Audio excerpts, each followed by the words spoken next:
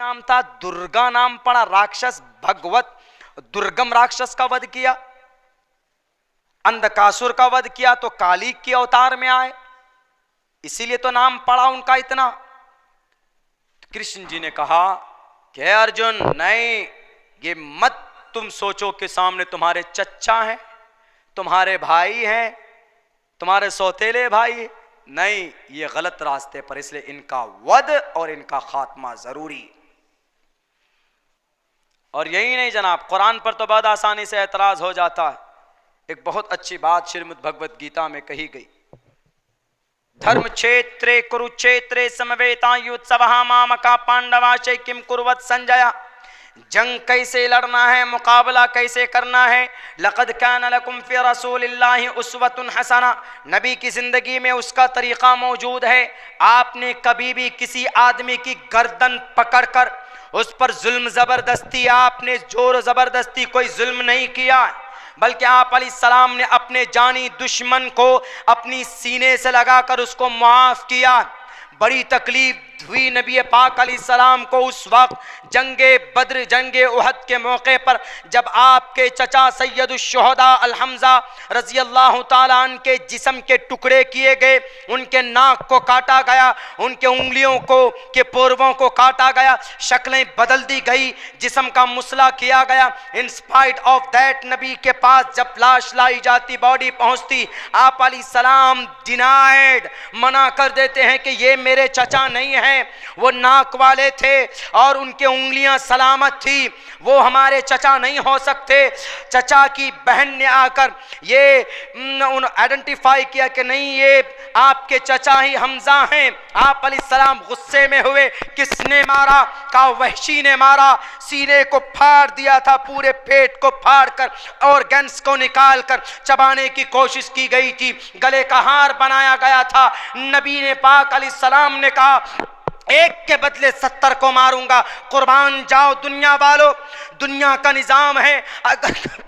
अगर आपके किसी एक आदमी को कोई मारता है, हमारे एक भारतीय को कोई मारता है, कोई अदर मुल्क का आदमी, तो हम ये चाहते हैं कि उसका इंतकाम लें, उसके 2 को मारें, उसके 3 को मारें। लेकिन कुर्बान जाओ, हमारे नबी पाक अलैहिस्सलाम ने उस वक्त गुस्से में तो आप बोले कि एक के बदले 70 को मारूंगा, लेकिन रब ने कहा कि you are not able, you are not permitted, आपको इसकी इजाजत नहीं है, आपको इसकी एक के बदले 70 को नहीं मार सकते, एक को मार सकते हैं आप, लेकिन आप माफ कर दें नबी, तो ये ज्यादा बेटर होगा। नबी पाक अलैहिस्सलाम ने अपने चचा के जानी दुश्मन वहशी को माफ कर दिया।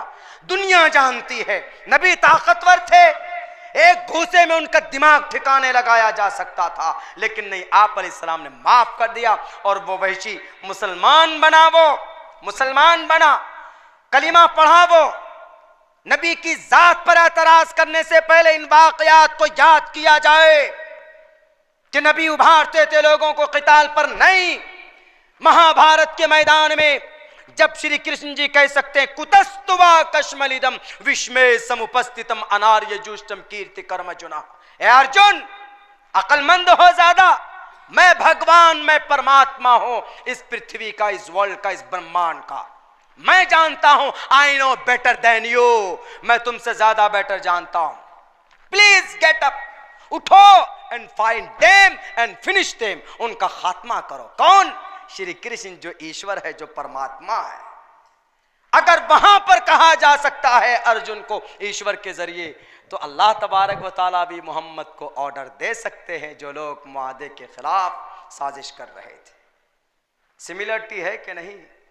सिर्फ एक किताब पढ़ लेने से अपनी, बहुत से लोग अपने ज़ाती फ़ायदे के लिए, बहुत से सियासी लीडरान अपनी सियासी फ़ायदे के लिए खामखा हमारे बीच में नफ़रत की बातें करते हैं, तशद्दुद की बातें करते हैं। इनका तज़किरा साफ साफ तौर पर हमारे नबी की ज़िंदगी के अंदर एकदम बिल्कुल क्लियर एंड मेंशन किया हुआ है, लक़द कान लकुम फ़ी रसूलिल्लाहि उस्वतुन हसना। किसी भी फील्ड को देख लें, आप अलैहिस्सलाम की जिंदगी को फॉलो करके तब ना ये लोग इतने महान बने। अबुल कासिम अज़्ज़हरावी सबसे पहला सर्जन, आई सर्जन, दुनिया का सबसे पहला आई सर्जन कौन? उनका नाम अबुल मूसा बिन शाकिर, आई सर्जन। मोतियाबिंद होता है ना आंखों में, हो जाए तो आप नहीं देख पाएंगे, तो ऑपरेशन के जरिए से इसका सबसे पहला इलाज अगर किसी ने शुरू किया तो उसका नाम अबुल मूसा बिन शाकिर, दुनिया का सबसे पहला आई सर्जन। बड़ी बात तो यह थी कि वो पढ़े हुए थे, कहां के मदरसे। 1842 में साजिश के तहत जनाब, कुरान को अलग, साइंस को अलग, मैथ को अलग और इल्म रियाजी को अलग, बल्कि इल्म रियाजी, इल्म हिसाब का सबसे बड़ा प्रोफेसर कौन? इब्ने बाजा। इल्म रियाजी, इल्म हिसाब, मैथ जिसको बोलते। आज की तारीख में अगर कहेंगे कि मौलाना आज तो जो आदमी नई नई चीजों का आविष्कार करता वही महान है, याद रखो महान वो नहीं, महान अल्लाह तबारक व ताला है। अगर कोई बड़ा साइंसदान पैदा होता है तो उसका कमाल नहीं है। कयामत तक अगर कोई इंसान ऐसी ऐसी चीजों को इजाद करेगा, वजूद में लाएगा, उसका कमाल नहीं है। कुरान ने हमें बताया वअल्लम आदम अल अस्मा कुल्लहा, कयामत तक जितने भी बच्चे पैदा होंगे, all child and children belong to Adam, आदम अलैहिस्सलाम के ही बच्चे होंगे। और आदम अलैहिस्सलाम को क़यामत तक जितनी भी चीजें हैं, तमाम चीजों का कुल्ली तौर पर अल्लाह तबारक व तआला वअल्लम आदम अल अस्मा कुल्लहा। अगर 200 साल बाद अगर कोई रोबोट तैयार करता है, गली में चलने वाला रोबोट तो तैयार हो गया, लेकिन हर जगह पर अगर रोबोट से काम लिया जाए, 200 साल बाद ऐसा निजाम बनेगा तो यूं कहने की जरूरत नहीं है कि उस वक्त के इंजीनियर बड़े कामयाब नहीं। वो चीज वअल्लम आदम अल अस्मा, रोबोट कोई बनाएगा उसकी तालीमात भी अल्लाह तबारक व तआला ने आदम के जरिए से उन तक मुंतकिल की है।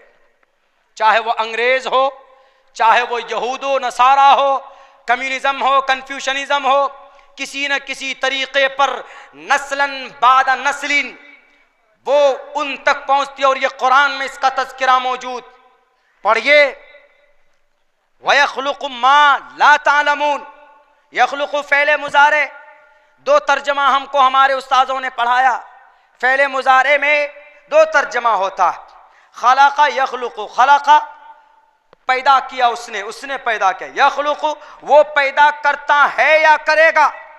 फ़ेल मुज़ारे 2 तर्जमा, करता है या करेगा, फ्यूचर में वो पैदा करता है या करेगा। क्या?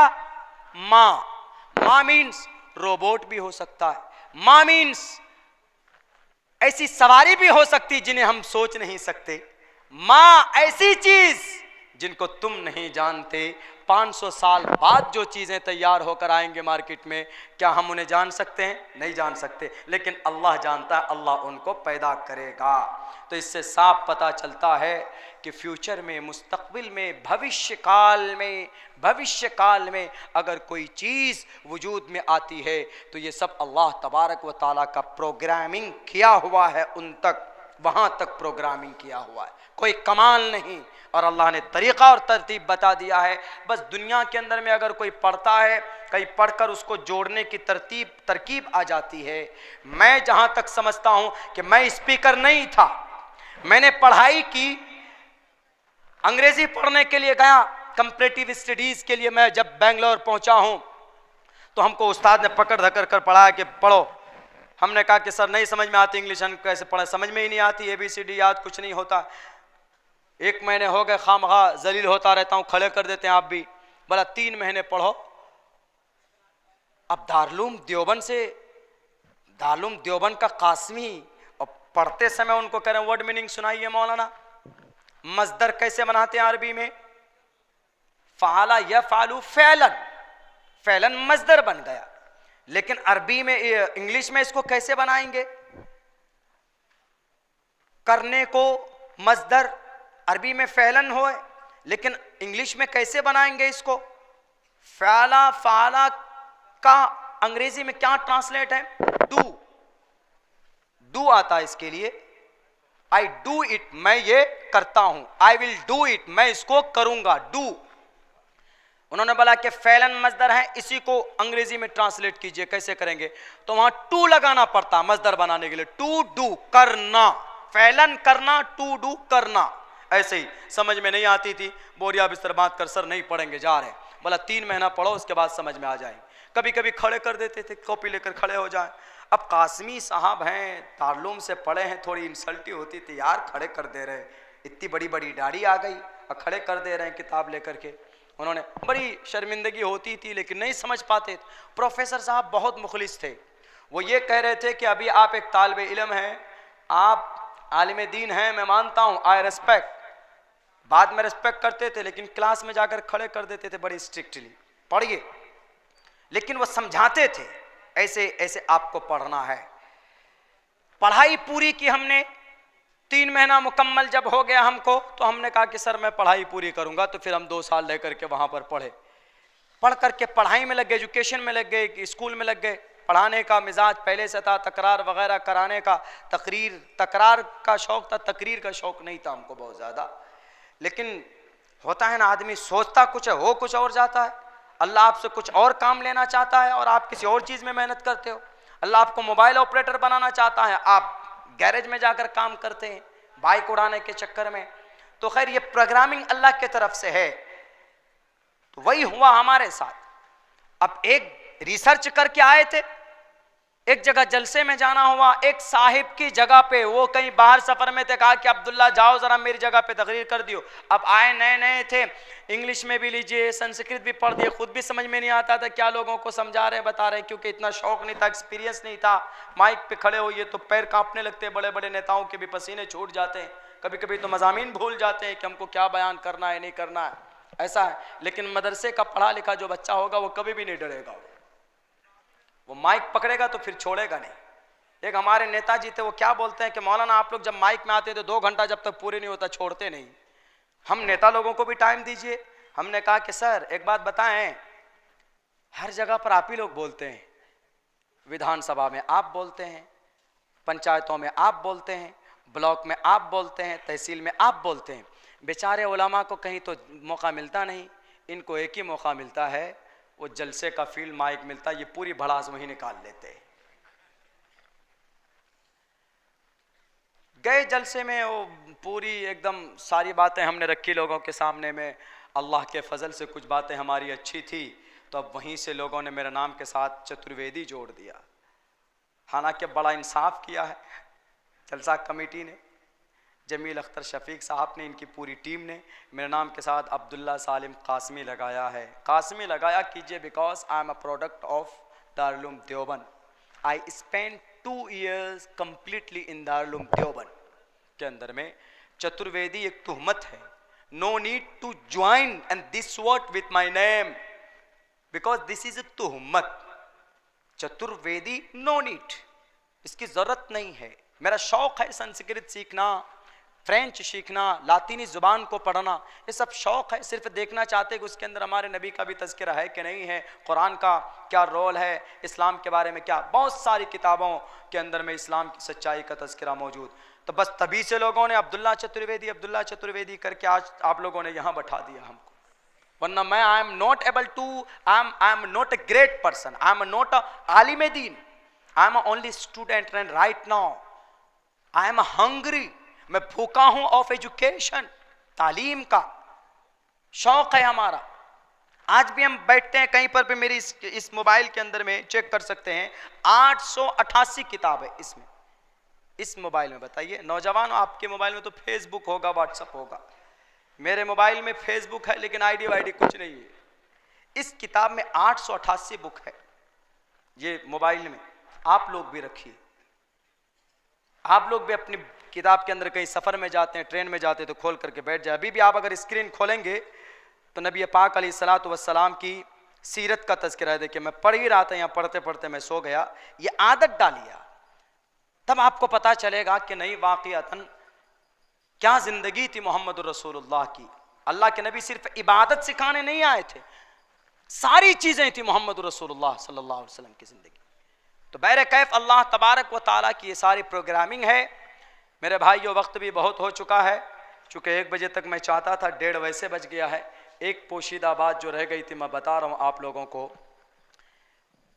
डॉक्टर का सिंबल पहले क्या था, ऐसे करके प्लस का निशान था, लेकिन आज क्या है, डॉक्टर का सिंबल देखेंगे आप गाड़ियों में डॉक्टर के रहते हैं, एक डंडा है और उसमें ऐसे ऐसे करके एक रस्सी है, वो रस्सी नहीं है, वो सांप है, वो अजदहा है। डॉक्टर का सबसे बड़ा हब मेडिसिन का, डॉक्टरेट का अगर हेडक्वार्टर कहीं है तो वो इसराइल में, और मुल्क इसराइल वहीं से सप्लाई होता है सब कुछ, सारी बड़ी बड़ी मेडिसिन कंपनियां और डॉक्टरेट, एमडीज, एमबीबीएस वहीं से निकलते हैं। अगर आज हाथ खींच ले मेडिकल की दुनिया से तो डॉक्टरेट की दुनिया खाली खोखली हो जाएगी। तो वो पता है क्या है, वो आसा है, आसा है मूसा, हजरत मूसा अलैहिस्सलाम का वो आसा है, और वो अजदहा है जिन्होंने फिरौन के तमाम अजदहों को और उनके जादूगरों की जादूगरी को वैसे ही वो जो अजदहा बनाया था, उसी को ऐसे कैसे करके उन्होंने आज दुनिया के अंदर में इंट्रोड्यूस कराया। और हम आप बड़े बड़े लोग भी नहीं जानते। इस तरीके पर वो लोग अपनी धार्मिक आस्था को बचाए हुए हैं, वो अपने नबी की एक एक बात को, वरना दुनिया की यही वो कौम है जो जलील और रुस्वा कुरान ने बयान किया। तकरीबन 600 साल तक गुलामी की जिंदगी गुजारी। पढ़ लीजिए तारीख जर्मन की, हिटलर की, 6 लाख तकरीबन यहूदियों को गैस के चैम्बर में मारा था, एकदम फटे पुरानी हालत में थे, ये गुलामी करते थे, गुलाम कौम कोई थी। लेकिन आज की तारीख में दुनिया की सबसे मालदार और सबसे स्ट्रॉन्ग कोई कौम है तो वो यही यहूदी। क्यों? उन्होंने दोबारा अपने मजहब को मजबूती के साथ पकड़ा है। जो भी मौजूद है उनमें बचा खुचा, मुकम्मल तो नहीं कहेंगे कि मुकम्मल तौरात और बाइबल पर अमल करते हैं, लेकिन दोबारा जो दुनिया में एंट्री की है उन्होंने, वापसी की है। आज दुनिया उनकी प्रोडक्ट, यहूदी बच्चा पढ़ता है, पूछेगा कि why do you study in school, school में क्यों पढ़ते हो, what do you want to be, क्यों, क्या बनना चाहते हो इन योर फ्यूचर। वो ये नहीं कहेगा कि मैं इसलिए पढ़ रहा हूं, I am studying, I am a student, I go to school because I want to be a professor, I want to be a join, I want to be a find out a job. मैं इसलिए पढ़ रहा हूं कि ताकि मुझे नौकरी मिले, नहीं, वो बच्चा आपको जवाब देगा मैं इसलिए पढ़ रहा हूं ताकि मैं नौकरी पैदा करूं। हमारा 10 क्लास का बच्चा और इसराइल का, यहूदियों का 5 क्लास का बच्चा कंपेयर नहीं कर सकते आप। उनकी ऐसी तरबियत होती है। आज की तारीख में पेट में बच्चा गया, मां तरबियत शुरू कर देती तभी से। यह तरीका किनका था? हमारा था। लेकिन आज हम लड़ते हैं। मैं कल गोल्डन टेम्पल गया हूं अमृतसर, और जलियांवाला बाग भी दोनों करीब करीब में था। इतिहास में हमने पढ़ा है और बोला भी है कई जगह के ऊपर इतिहास में जलियांवाला बाग। लेकिन कल जाने का मौका मिला, मैं गया हूं वहां पर, और गोलियों के निशानात आज भी हैं जो जनरल डायर ने चलाया था। 1500 लोग जब शहीद किए गए थे, मौलाना शौकत साहब की तकरीरें चल रही थी जलियांवाला बाग में। वो रास्ता उतना ही आज भी है, 6-7 फीट का रास्ता है। जलियांवाला बाग बहुत बड़ा बाग है पूरा, और एक रास्ता कोने में छोटा सा, उसी रास्ते से निकलने के, भागने की कोशिश कर रहे थे मुसलमान। तो गोलियां लगी थी जब मिशनगंज की यहां पर इस रास्ते में, तो उस कोने में गोली लगी थी, तो वो गोली के निशानात आज भी है। मैं उसका फोटो खींच करके भी लाया। मैं गया उन पैलेस पे, लाखों लोग आते हैं। कहां पर? गोल्डन टेम्पल पे। सिख भाइयों का है, जिनका मूल मंत्र है ओंकारा सतनाम करता बिरुत नरवु नरवीर काल मूरत अजवनी से बुंगुर प्रसादी, उनका ही है। उनके अंदर ऐसी खिदमत हमको वहां के लोग ने बताया कि मौलाना ये डीएसपी है, ये जो चप्पल दे रहा है लोगों को, चप्पल रखने लेने ले जाने का वहां पर टिकट का टोकन का सिस्टम है। हम लोग भी गए तो रोक करके बोला कि ये डीएसपी है, ये हमेशा 4 बजे के बाद आता है और यहाँ पर लोगों की खिदमत पेश करता है। हम अगर आज किसी की चप्पल उठा लेंगे, कहेंगे आई एम अब्दुल्ला सालिम, मैं कैसे चप्पल उठाऊं। खिदमत नहीं, तवाज़ो नहीं। जाइए दारुल देवबंद मुफ्ती अबुल कासिम साहब नौमानी अभी के जो मोहतमिम, जिस साल हम दौरे में थे उस साल उनकी वो हुई थी, आए, कई मरतबा हमने कोशिश की कि हज़रत की चप्पल उठाकर मस्जिद कदीम में ज़्यादा नमाज पढ़ते हैं, अभी तो नहीं मालूम कहाँ पढ़ते हैं ज़्यादा, हमने कोशिश की चप्पल उठाकर ले जाए, लेके आए, नहीं, आई डू माई सेल्फ, मैं खुद करूँगा। उनको तकब्बुर नहीं, हमारे अकाबिर ऐसे गुजरे, लेकिन हम में नहीं है वो चीज़, हम जनरल लोगों में नहीं है वो चीज़, अनानियत, गुरूर, तकब्बुर। मैं बहुत इंप्रेस हुआ कल गोंडल टेम्पल की खिदमत को देखकर। लाखों लोग खाना खाते हैं डेली, भीड़ होती है डेली वहां पर, करुणा, दया, एक दूसरे की मदद अल्लाह के नबी करते थे। लोगों 20 साल की उम्र में, याद रखो आखिरी पैगाम देकर जा रहा हूं, मोहम्मद रसूलुल्लाह 20 साल की उम्र में आपने एक तंजीम बनाई थी, उस तंजीम का नाम था हिल्फुल फुजूल, और आपने रिफाही काम शुरू कर दिया था। आप नबी बाद में बने, लेकिन एक सोशलिस्ट पहले बने, आप एक वर्कर पहले बने। कौम के, समाज के दर्द को लोगों के बीच से खत्म करने की कोशिश और मेहनत आप अलैहिस्सलातु वस्सलाम की पहले से रही है। हिल्फुल फुजूल की तारीख क्या, उलमा बताएंगे बेहतर तौर पर। ज़बीद शख्स, एक आदमी बाहर से आकर एक वहां के मक्का के मकामी आस बिन वाइल से एक शेयरिंग में एक उन्होंने तिजारत शुरू की, लेकिन आस बिन वाइल ने गद्दारी करके मुनाफे रख लिए। तो इस आदमी ने कहा, है कोई जो मुझे इंसाफ दिलाए, इसलिए कि मेरे साथ जुल्म हुआ है। आप अलैहिस्सलाम के दरबार तक, उनके कानों तक आवाज पहुंचती है तो मोहम्मद रसूलुल्लाह टीम बनाते हैं, सारे सरदारान को बुला करके, बैठो, खाना पीना जिंदगी नहीं है, दूसरों के लिए लड़ना, मजलूमों के पीछे खड़ा होना। आज हम खड़े नहीं होते, अगर कोई बीमार पड़ जाए तो पीछे नहीं हम खड़े होते, किसी को जेल हो जाए तो 2 दिन तक जनाब फेसबुक पे, व्हाट्सएप पे हम करेंगे, ट्रोल करेंगे, जनाब ये ट्रेन चलाओ, ये चलाओ, वो चलाओ, बोलेंगे, लेकिन कभी भी प्रैक्टिकली एतबार से हम उनके पीछे खड़े नहीं होते। हमारे उलमा चले जाते। अब्दुल्ला सालिम आज बोल रहा है तो आज अब्दुल्ला सालिम की इज्जत है, लेकिन कल अब्दुल्ला सालिम को अगर कोई बीमारी हो जाए या अब्दुल्ला सालिम को गलत तरीके पर डिटेन किया जाए तो 2 दिन तक बोलोगे कि बहुत बुरा हुआ सिर्फ, लेकिन प्रैक्टिकली एतबार से उनकी मदद के लिए हम नहीं आते। देश में कोई हिंदू भाई है, देश में अगर कोई मजलूम आदमी है, उसकी मदद के लिए हम खड़े नहीं होते। बिला तफरीक कौम व मिल्लत, हमें अपने अंदर करुणा पैदा करना चाहिए, एक दूसरे की मदद के लिए हमें खड़ा होना चाहिए। हमारे अकाबिर बीमार पड़े हैं चारपाइयों में, फेसबुक के जरिए से हम उनके लिए चंदा इकट्ठा करते, बड़े शर्म की बात है जनाब। अगयार लोग जिनके खुदा का पता नहीं, उनके नेकियों का पता नहीं जनाब, वो लोग मिनटों के अंदर करोड़ों रुपए जमा कर लेते। हम अगर 1 रुपए खर्च करने की सिर्फ नीयत करें तो अल्लाह तबारक व तआला नीयत करने पर उसको लिख लेता है। मेरे भाइयों, बस इस वक्त मैं यही कहना चाहूँगा, वक्त बहुत हो चुका है, कि नबी पाक अलैहिस्सलातु वस्सलाम की मुकम्मल ज़िंदगी के मुताबिक हमें अपनी ज़िंदगी को ढालने की ज़रूरत है। हमारे नबी पुराने नहीं, मॉडर्न बहुत सारी चीज़ें आपके सामने मैंने पेश की। ये सारी तारीख़ है जो हमारी है, आज भी इनको अगर इम्प्लीमेंट किया जाए तो इंशाअल्लाह हम ही हर जगह पर होंगे। डॉक्टर APJ अब्दुल कलाम सिर्फ वो साइंटिस्ट नहीं थे, कुरान करीम की तिलावत करते थे। जब वो घर से आए थे अपने एक संदूक में, उसमें कुरान करीम भी रखा हुआ था। उन्होंने ऐसे साइंटिस्ट नहीं बने थे, कुरान पर भी उनकी नज़र थी, गौर करते थे कुरान के अंदर। साइंस, प्रोफेसर, डॉक्टर, इंजीनियर महान ओहदा नहीं, दुनिया में है, मरने के बाद सब हाय हाय। किसकी इज्जत होगी? कुरान पढ़ने वालों की, अल्लाह के नज़दीक अपने सर को झुकाने वालों की। बहुत बहुत शुक्रिया, जज़ाकल्लाह। अस्सलामु अलैकुम व रहमतुल्लाहि व बरकातुहू। सदर साहब से करा लीजिए।